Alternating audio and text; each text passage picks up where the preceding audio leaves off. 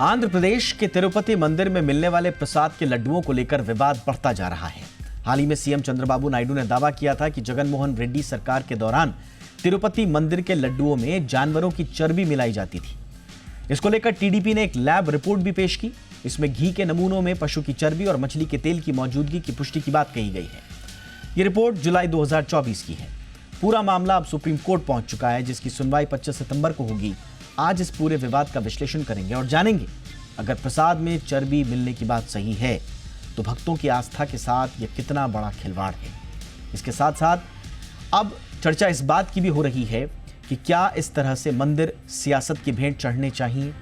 क्या मंदिर में इस तरह से सियासी मशीनरी या सरकारी मशीनरी की दखलंदाजी होती रहनी चाहिए, जिससे इस तरह के मामलों की गुंजाइश बन सके। बात करेंगे खास मेहमान के साथ इस मुद्दे पर। पहले ये रिपोर्ट।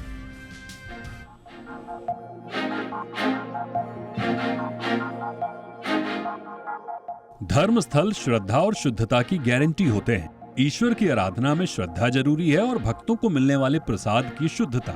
लेकिन तिरुपति बालाजी के भक्तों को प्रसाद के रूप में छल के आरोप लग रहे हैं। आंध्र प्रदेश के मुख्यमंत्री चंद्रबाबू नायडू ने तिरुपति बालाजी मंदिर में मिलने वाले प्रसाद को लेकर गंभीर आरोप लगाए हैं। आरोप है कि जगनमोहन सरकार में तिरुपति बालाजी मंदिर के प्रसाद में जिस घी का इस्तेमाल होता था उसमें जानवरों की चर्बी मिलाई जाती थी। తిరుమల లడ్డు కూడా నాసి రకం నాకైతే ఆశ్చర్యం వేస్తుంది.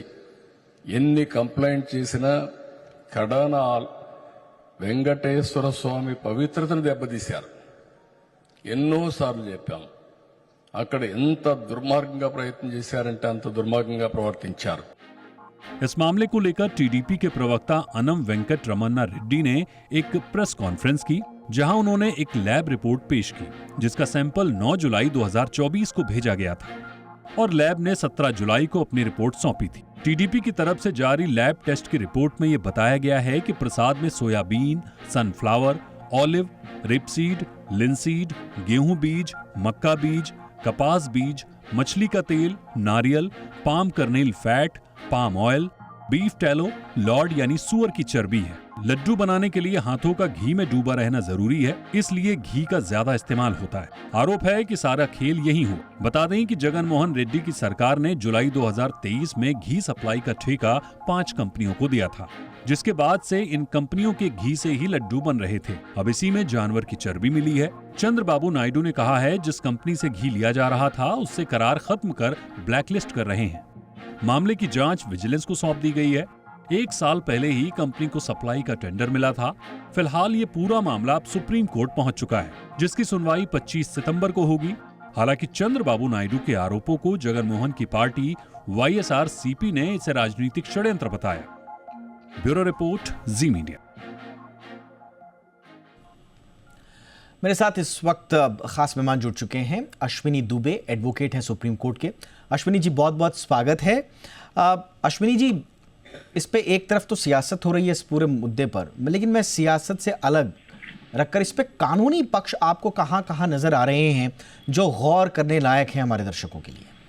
देखिए, सबसे पहले तो ये है कि जो सेक्शन 153 पहले IPC का था, जो promoting enmity between different groups on the ground of religion, race, place of birth, residence, language और doing acts prejudicial to maintenance of harmony है, जो कहता है कि किसी की भी धार्मिक भावनाओं को, किसी के धर्म और आस्था को किसी भी प्रकार से ना चोट पहुंचाई जाएगी और ना ही ऐसा कोई कृत्य किया जाएगा दीपक भाई जिस कृत्य से उसकी धार्मिक भावनाएं आहत हो रही हैं।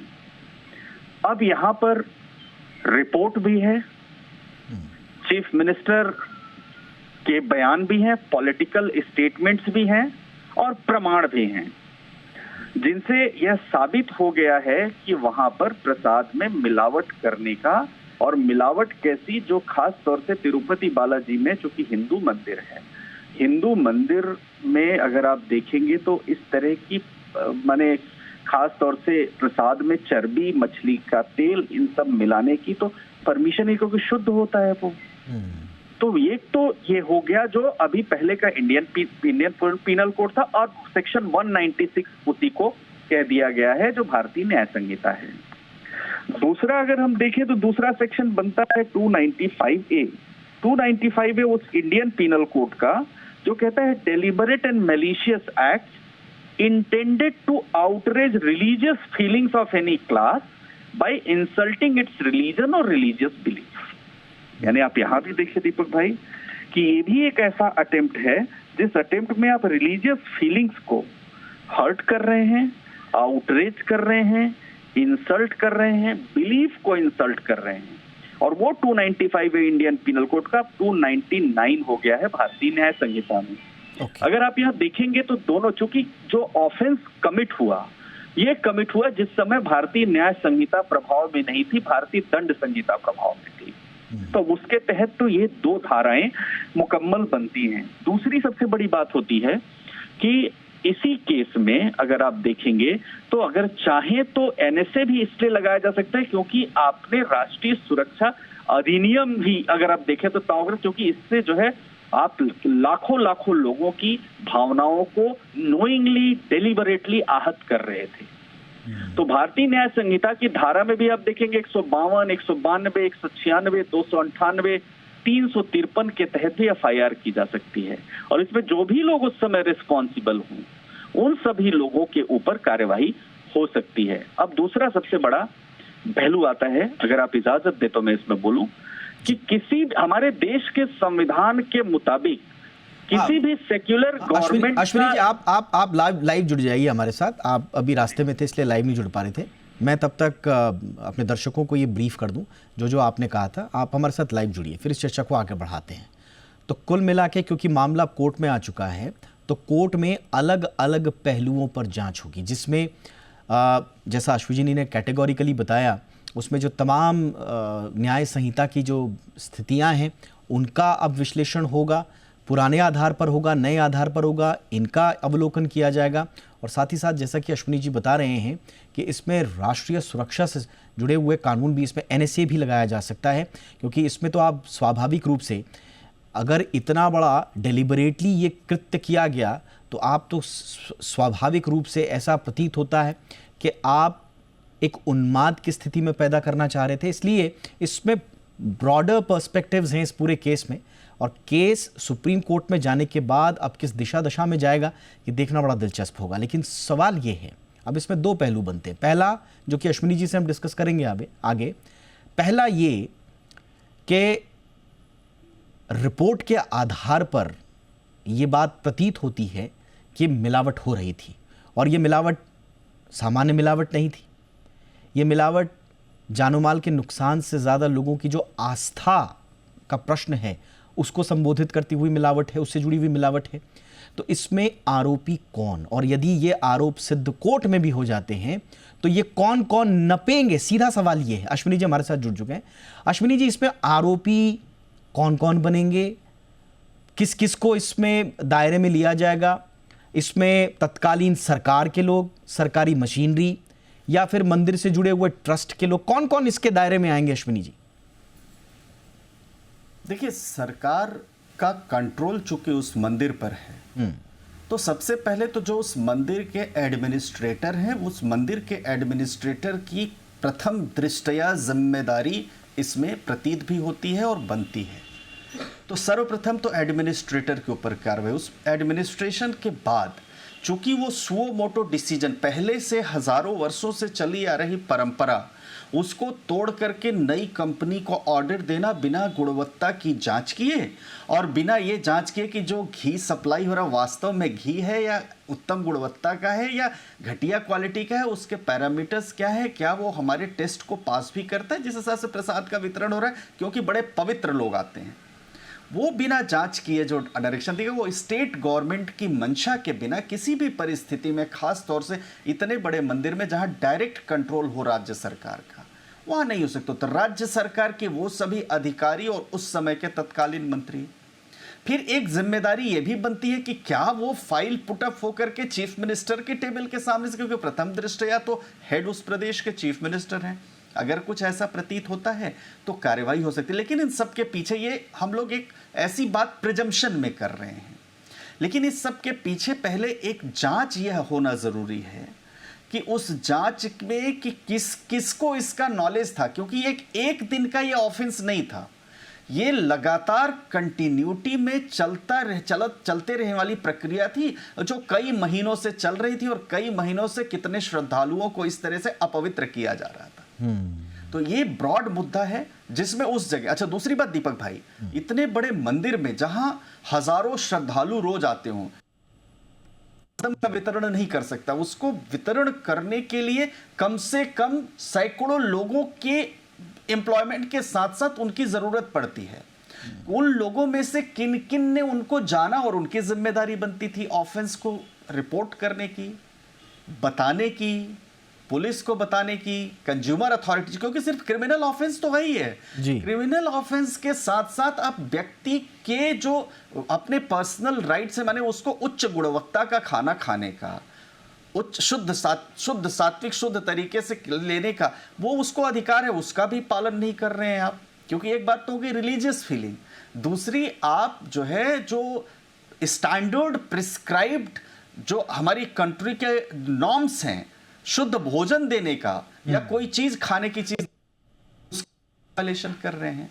तो ये सब बातें हैं। और एक बात सबसे बड़ी चीज, ये किसी प्राइवेट लेबोरेटरी ने या किसी प्राइवेट व्यक्ति ने लगाया, इसमें सीधे चीफ मिनिस्टर स्वयं अभी के वर्तमान में वो कह रहे हैं कि ऐसा हुआ, यानी किसी भी तरह से इस बात नहीं पता, लेकिन अब कहना और एक्शन लेना, क्योंकि अब समय है एक्शन लेने का। क्या एक्शन उसमें लेते हैं, क्या कार्यवाही करते हैं, और ये जांच क्या उस समय पुलिस को देनी चाहिए स्टेट को, या कोई सेंट्रल एजेंसी इसकी जांच करे, ये भी तय होना जरूरी है। एब्सोल्युटली। अब देखिए ये पूरा मामला जिसका जिक्र भी किया, जो दर्शक जो ये वाला फैक्ट मिस कर गए हों, दरअसल हुआ ये कि 2023 में जो सरकारी डेयरी है कर्नाटक मिल्क फेडरेशन, वो सप्लाई कर रही थी उस वक्त 320 रुपये कीमत पर घी सप्लाई से उन्होंने इनकार कर दिया था, क्योंकि साहब उन्होंने बोला कि ये हमारे लिए ये जो दर है ये उचित नहीं प्रतीत होती है। बाद में वो टेंडर से बाहर हो गई, वो घी सप्लाई के टेंडर से बाहर हो गई, और इसके बाद 5 प्राइवेट कंपनियों को घी सप्लाई करने का ठेका दिया गया। इन 5 कंपनियों में से एक तमिलनाडु की एक company AR dairy and agro foods ने 320 लीटर में घी 320 रुपये प्रति लीटर घी देने का टेंडर दिया। उसका टेंडर स्वीकार भी किया गया, उसमें सबमिट किया गया। इसके बाद में फिर जो हुआ, जो आपको पता ही है, तिरुमला तिरुपति देवस्थानम ने एक एक्सपर्ट कमेटी का गठन किया। इसमें सभी 5 सप्लायर्स को घी टेस्ट करने के लिए कहा गया। इसमें जो AR dairy and agro food के सैंपल हैं वो इंटरनल तौर पर गड़बड़ी पाई गई, फिर आगे जांच हुई, और बाकी आपके सामने सारा मसला है। अब ये तो रही कि भाई अब जांच के दायरे में कौन कौन आएगा और जांच किन किन दिशाओं में आएगी। इस बीच एक बहुत पुराना मुद्दा अश्विनी भाई वो जिंदा हो चुका है, जो कि वो ब्रॉडर पर्सपेक्टिव जो आप कह रहे हैं उसका हिस्सा है, और वो है टेम्पल फ्री मूवमेंट वापस आ चुका है। कि क्या मंदिरों को सरकारी नियंत्रण से बाहर होना चाहिए, सरकारी नियंत्रण में नहीं होंगी तो इस तरह के गुंजाइश नहीं बनेगी। जो आस्था से जुड़े हुए लोग हैं, मंदिर से जुड़े हुए लोग हैं, वही अपने अच्छे भले बुरे का फैसला करें। तो टेम्पल फ्री मूवमेंट का क्या मसला है, और इस केस के बाद क्या वो मांग बलवती होगी? निश्चित मांग इसलिए भी बलवती होगी, सबसे पहले तो जो हमारे देश का संविधान का बेसिक स्ट्रक्चर जैसा कहते हैं जो जजमेंट से हुआ है, हालांकि अगर हम देखें तो वो 1976 के अमेंडमेंट से हुआ, जो सेक्युलर कैरेक्टर बनाया गया संविधान का। अगर संविधान के मुताबिक सरकार सेक्युलर होती है तो उसका किसी रिलीजियस प्लेस पर कोई कंट्रोल करने का औचित्य ही नहीं बनता। सेक्युलर मामला, रिलीजियस मामला दोनों एक दूसरे से अलग हैं। और अगर उसका कंट्रोल करने का नहीं बनता तो फिर मंदिरों के ऊपर नियंत्रण करने का भी मामला नहीं बनता। मंदिरों के ऊपर नियंत्रण करने का मामला नहीं बनता तो रिलीजियस एंडोमेंट एक्ट के माध्यम से जो मंदिर की प्रॉपर्टी, मंदिर का संचालन, मंदिर की नियंत्रण और मंदिर की व्यवस्था देखने का काम जो सरकार और एडमिनिस्ट्रेशन के लोग बैठते हैं, एडमिनिस्ट्रेटर वो भी नहीं बैठते हैं। क्योंकि आप ऐसे समझिए कि देश में जितने भी धर्म और पंथ के रहने वाले लोग हैं, अपार्ट फ्रॉम मेजॉरिटी, हर किसी को अपने रिलीजियस मंदिरों को, रिलीजियस शिक्षा को, माइनॉरिटी इंस्टीट्यूशंस को, उन सबको चलाने का, उन सब की व्यवस्था देखने का और उन सबको कंट्रोल करने का अधिकार है। वो एमेनेबल नहीं है इस बात के लिए कि उनका प्रबंधन जो है सरकार करेगी।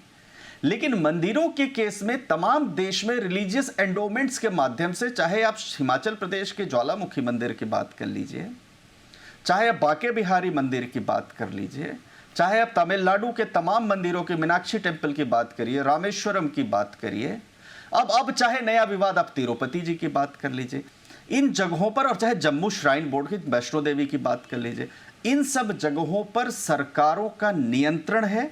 नियंत्रण से मतलब यह है कि उसको मेंटेन करने का काम सरकार के पास है। अब एक बड़ा यक्ष प्रश्न खड़ा होता है दीपक भाई जी, कि अगर उसका नियंत्रण सरकार के पास है तो एडमिनिस्ट्रेटर कौन होगा? यह डिसाइड सरकार करेगी। तो जरूरी नहीं है कि जिस धर्म की जिस आस्था का वह उस मंदिर है और उसी धर्म और आस्था के व्यक्ति एडमिनिस्ट्रेटर हो, वहां दूसरे धर्म और आस्था का व्यक्ति भी पहुंच सकता है। वो कितना अकाउंटेबल रहता है, यह प्रश्न खड़ा हुआ, और इसका हमने अभी उदाहरण भी देख लिया। हम और आप जो डिबेट कर रहे हैं वो हम हवा में डिबेट नहीं कर रहे हैं, हम वो डिबेट कर रहे हैं जिसमें एक गवर्नमेंट ने जो प्री प्लान्ड कॉन्स्पिरेसी के तहत ना सिर्फ लोगों को चीट किया बल्कि उनके साथ ब्रीच ऑफ ट्रस्ट भी किया, फूड एडल्टरेशन भी किया और इंपर्सोनेशन भी किया, और लगातार किया। ऐसा नहीं हो कि एक बार किया, कंटिन्यूटी में कॉज ऑफ एक्शन चलता रहा। ऑलराइट सर, तो प्रश्न तो खड़ा होगा। अश्विनी जी, अब एक संक्षेप में बस अब आगे का जरा बता दीजिए हमारे दर्शकों को, अब आगे क्या होगा? कोर्ट में मसला है, कैसे सुनवाई होगी, क्या होगी? संक्षेप में अगर बता पाए आगे कोर्स ऑफ एक्शन क्या रहेगा इस केस में?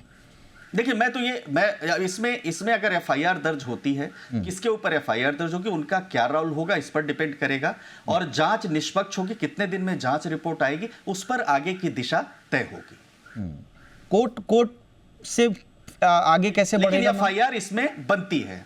अच्छा, अभी एफआईआर नहीं हुई है कि प्रथम दृष्टया, क्योंकि अभी एफआईआर दर्ज, प्रथम दृष्टया इसमें एफआईआर दर्ज होना जरूरी है, तभी जांच आगे बढ़ेगी। ओके। तो यानी कि पहले एफआईआर दर्ज हो जाए, उसके बाद फिर ये जांच आगे होगी। और जैसा बता रहे हैं अश्विनी जी कि एफआईआर में कौन कौन लोग आरोपित किए जाते हैं, किन किन का नाम उसमें समाहित किया जाता है, उसके हिसाब से फिर ये केस जो है अपना दशा दिशा तय करेगा। बहुत बहुत धन्यवाद अश्विनी जी, आपने वक्त निकाला, बहुत तफसील से, बहुत विस्तार से आपने इस पूरे मुद्दे की जानकारी दी। बहुत बहुत धन्यवाद आपका समय निकालने के लिए।